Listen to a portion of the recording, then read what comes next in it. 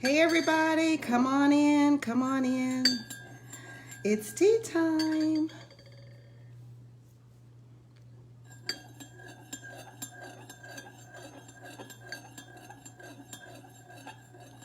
So tonight is going to be so interesting. I don't know, I'm gonna wait a few minutes for you guys to come in, but while we're waiting, why don't you take a sip?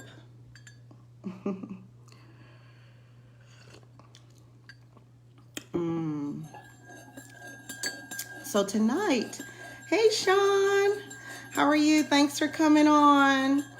Thanks for joining me for Tuesday tea time. Tonight's tea I'm going to be sponsoring is peppermint tea. And Sean, I got your chai tea. I'm going to be drinking that, and I'm going to give you a shout out when I get that creamer, because that sounded really good, that chai tea.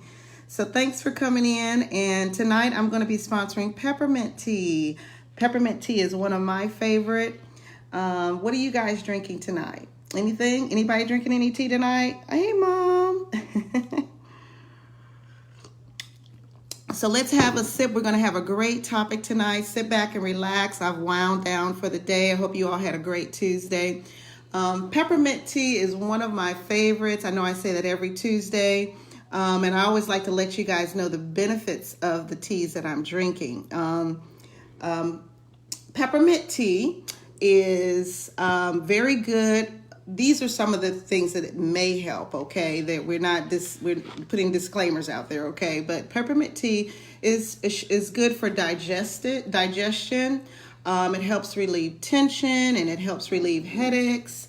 And it could possibly, of course, freshen your breath. We know peppermint is known for that.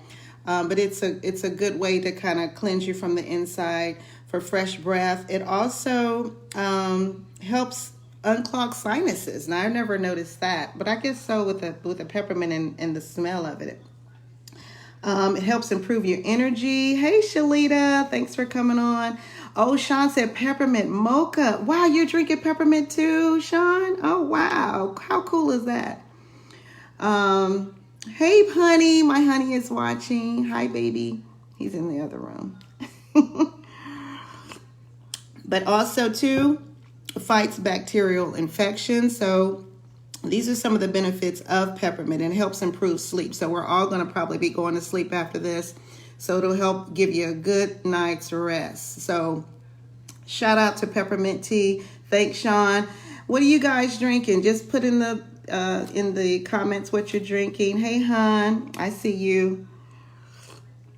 So that is a nice tea. I'm going to try yours, Sean, as well. But tonight, let's get to it. We only have a few minutes on here, and I'm just excited about this topic because the topic is what King Richard, I don't know if you all seen that movie, but it is an awesome movie. What King Richard has in common with your insurance. Pretty cool. So how many saw the movie King Richard? I think Will Smith was the actor who portrayed Richard Williams, who is Serena and Venus Williams' father. And as you all know the story, he raised these two girls to become the world-renowned tennis players. And it was just an awesome movie. So if you haven't seen it, you can go see it. But there's so many huge life lessons that I learned from watching that movie.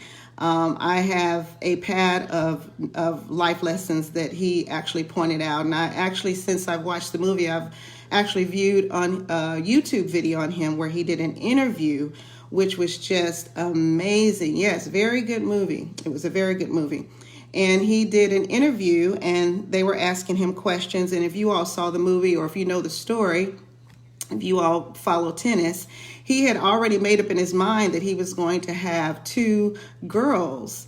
This is before they were even born. Reminds me of the scripture, before we were even born, God had us in mind. Before we were even born in our mother's womb, God had us in mind. So I thought about that scripture with King Richard, because before these girls were even born, he had them in mind. He had a plan for them in mind. And I think he said he saw initially his motivation was money, because he said he found out one of the a young lady, and I forgot the name of the young lady, but he found out that she made like $40,000 or so in one tennis match. And he said, wow, that's more than I make in a year. So he had put a plan in to have two girls and make them tennis stars. So I won't give away all the movie, but it was just an awesome, amazing movie. And what the two have in common, King Richard, or Mr. Richard Williams, I'm calling him King Richard, he had a plan. He had a plan in place even before these girls were born that they were going to be, he didn't even know if he was going to have boys, but he believed it so much that he had two girls, right? And he taught them how to play tennis, and they became world-renowned tennis stars. And it just shows how much he planned. And that is the same thing that we have to do over our lives. I think on the interview, he said he had an 84-page plan for these girls, exactly step by step what he was going to do. He was going to make Venus first all-star, and then it was going to be followed by Serena, who would be, all around world-renowned tennis player. So he said he had all that step by step, and he had that done before they were even born. So that is an amazing principle. And we've always heard this, you fail to plan, you plan to fail. Or if you plan to fail, you fail to plan, you're planning to fail. And that just brought me a topic for tonight about planning. How many of us have planned a page for our lives or our future once we're gone, when we leave our families and when we leave our loved ones? How many of us have actually put in a plan on what's going to happen? Or do we even think about that? And I thought about that when I watched the movie, because Mr. Richard Williams had a plan. What type of plan are you preparing for your family in the future when you're not there? Because you realize that when you're not there, you are the asset. We are assets. We always look at our money, but without us, we wouldn't be able to make money. So we are the asset. And as the story of the goose that laid the golden egg, the goose is the asset. Without that goose couldn't lay golden eggs. So the same thing, without you couldn't provide money. You can't provide money because you can't work. And so we have to think about that in planning for our future and how our loved ones will get by when we're gone. So it's a great thing to start today. We're going into a new year, to take out a piece of paper and start writing out some plans on what you are going to do or what your family is going to do without, for one, your income. Because when you're gone, of course, there's a loss of income. And also, too, if you have children, if that loss of income could possibly be paying for their college tuition. Also, too, your home. That mortgage that you guys are paying for, that is usually by two incomes, okay?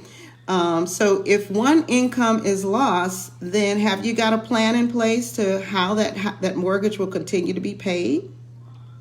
Or how those kids will continue to be in college? Or how that income of $60,000 or $40,000, whatever that other person was bringing in, how you're going to get by without that $40,000 less or $60,000 less. Those are things that you really need to plan for, because they can totally abrupt your whole life. I had a client, and hey, thanks for coming in, Sonia. I had a client who her husband had passed. They had a $300,000 house. He pretty much, he was the sole breadwinner. He pretty much took care of everything. She was an at-home wife. They had two beautiful children that were in private school. So they had a great life. Well, he just died abruptly. And when he died, she was just totally upset, just because she had never worked. He paid all the bills. His income paid for everything. His income took care of the kids who were in private schools. As young kids, he put them in private schools, so she had no income. So she had called me because she was getting ready to she wanted to get a policy because she saw how devastating it was to her. And she didn't want her kids or her mom or dad to be devastated when her time left.